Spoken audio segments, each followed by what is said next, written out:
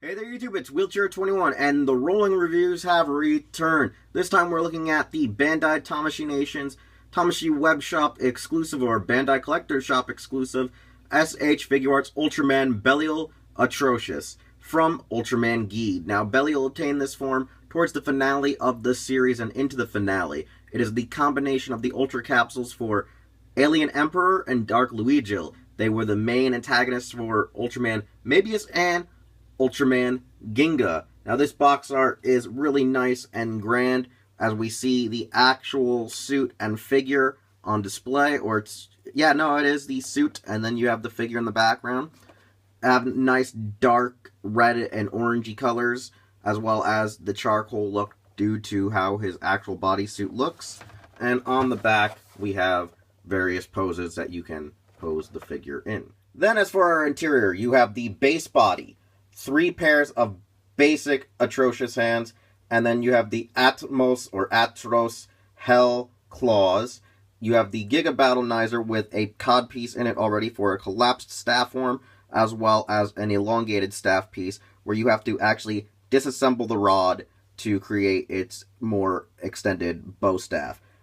That is all that this figure actually contains, so let's get to the actual product itself. With our figure out of the packaging, let's look at the immense detail put into it, its overall articulation, and how well it compares to S.H.Figuarts Ginga primitive form. Now, first off, the form itself is a very skeletal, menacing design. One thing I will state is that when I initially saw the actual concept art for it, that were in toy catalogs and Television scans, I thought this had something to do with Lugiel and fused with Faust or actually Zagi. I did not expect it to be Alien Emperor, but nevertheless though, I do love its overall design. I think the skeletal plating, the charcoal bodysuit, and the very grungy, dirty look to the paint apps throughout the scheme make it look very gruesome, makes it look very menacing. I just love the overall just plating and design you have with the nice bonish, like typical whitish gray. Then you have your charcoal bodysuit.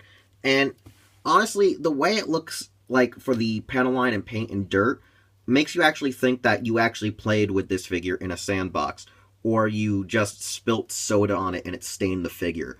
It gives that sort of vibe about it, and I really do also enjoy the overall detail in the breastplating, as well as his color timer being a pure, like, purple, and the overall aesthetic to his face in that regard. Just really stands out and brings out a whole new look of the figure.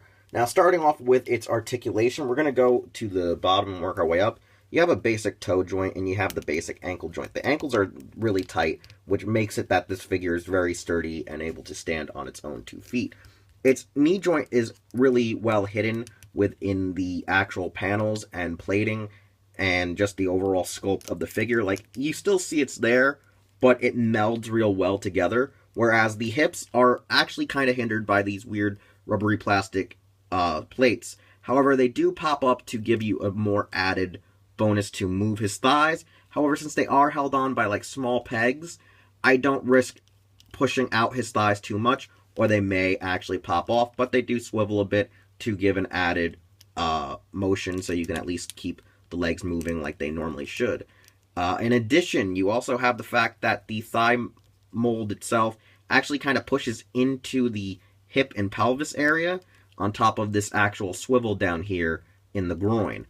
It's not too much of a concern right now, but like I said, these plates do raise the question of how sturdy are they and will they ever break or snap or just dry out.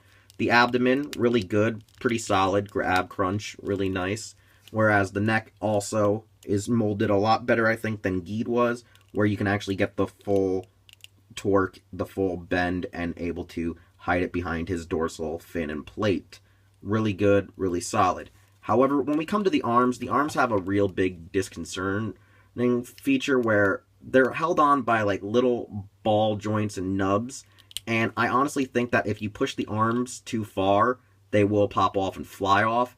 I've already had that issue happen several times, and it really makes me hate the figure. This one, for his right shoulder, is the loosest and never wants to actually stay on. It just kind of hangs there by air and friction, and as soon as you kind of move it, touch it, it just flies off. You have your basic bicep joint, which honestly is kind of tight and also adds to the overall effect of knocking off your shoulders.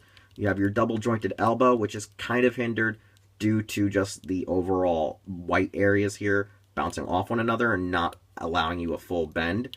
And then you have wrist articulation that is also slightly hindered. Now here's our brief comparison with father and son.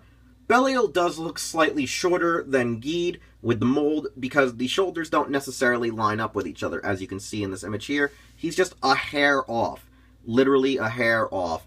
And it does draw me to be a little concerned, even though when it comes to the neck and head level, they're about practically even. It's mostly just around the shoulder area where there seems to be a slight difference, but the overall molds do vary because with Giga, he looks obviously a little bit more leaner, where Belial has more bulk in his abdomen, his pectoral area, and his thighs.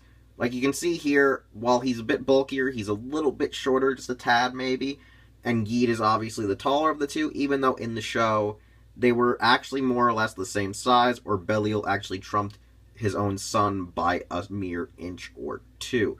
Then again, when he's in his basic form, he was hunched over and shorter than his son, but that's kind of weird and ironic. I know that once we get SHF Ultraman Zero Beyond, it may throw off the scale ever so slightly, but then again, we don't know that for sure at this time. With his accessory count, we'll look quickly at the Giga Battlenizer, where, as you can see, this is in its concealed form, where you have the two ends that control and actually, I guess you would say, concealed his Kaiju, his monsters, and aliens. Honestly, it is a nice little baton in this form, and as you can see, the little cubicles here don't use a clear blue luminescent plastic, but they're all sky blue and painted in, which is hard to actually see on the camera itself. At the tip of each, it has a chain gun-like effect, where most likely he can shoot his beams and energy attacks out of, as well as has a small spike to, I guess, possibly concentrate into various other attacks. Unlike the Ultra Act, it does not come with any actual effects to attach to it to make it look like it can actually shoot or fire or cut into Kaiju. And like I said, to switch it with the longer extended variation of the pole, you just pull the heads of the actual staff off and plug it into the other one as such. Another cool feature is the Atmos Hell Claws, which are very reminiscent to his basic, I guess you would say, Hell Claws or his Kaiser Claws because of their very sharp design. There's not too much of a difference, I think, with the actual variations between the suits, but overall, they just add, I think, the Atmos or Atros in front of it to make it sound like it actually is something more powerful, more villainous, and crazy. To compare it briefly with, say, his basic hands, as you can see, the biggest difference is this is still in a more bonish, whitish, gray design and color scheme, where this is more of a gunmetal, metallic design, and also is a little bit more pointed, a little bit more sharp, and razor-like, say, Freddy Krueger, where this one just has, like, cat-like claws attached to them, very Gal Ranger-esque almost. We now come to evaluation time, and for my final evaluation, S.H.Figuarts Ultraman Belial Atrocious. While it looks beautiful, elegant, and immaculate for a design, sculpt, and figure, it does have a few flaws that I would need to address. First off, because it's a premium Bandai Webshop exclusive, its price has begun to inflate since it's been released to the public. One, the price that it originally started at was $60 to $65. It is now anywhere between $70 to $85 before shipping and handling when you convert the yen to USD. On top of that, the overall figure has two apparent issues. One that's more of a problem than the other. The one that I want to address is really the shoulders. Because they're on weird hinges that attach kind of like on ball joints, they pop off, they fly off, as you've seen in the review.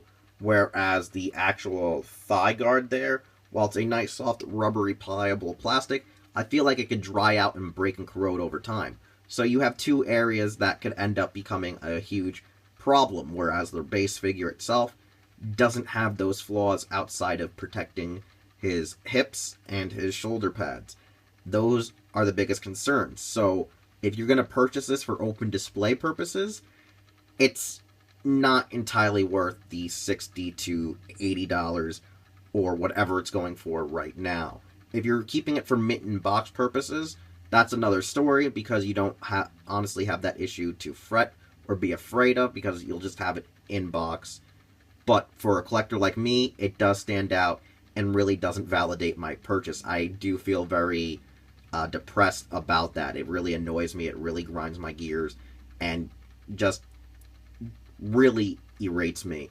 Maybe there are figures out there that don't have the issue with the shoulders like mine does, but I want to make that apparent. So if you've taken something back from this review and know that you might not want to go out immediately and get this figure, that's great. But if you're still going to get it just for completion's sakes, good on you too. I can't really control how the consumers are, but I can at least warn you of the faults that may lay in your future. So leave a like, leave a comment, and subscribe if this actually piques your interest, as well as stay tuned for more rolling reviews on this channel. And to stay up to date, you can always follow me on Twitter, Facebook, Instagram, as well as check out my other content on HeroClub.com. I'll see you all next time.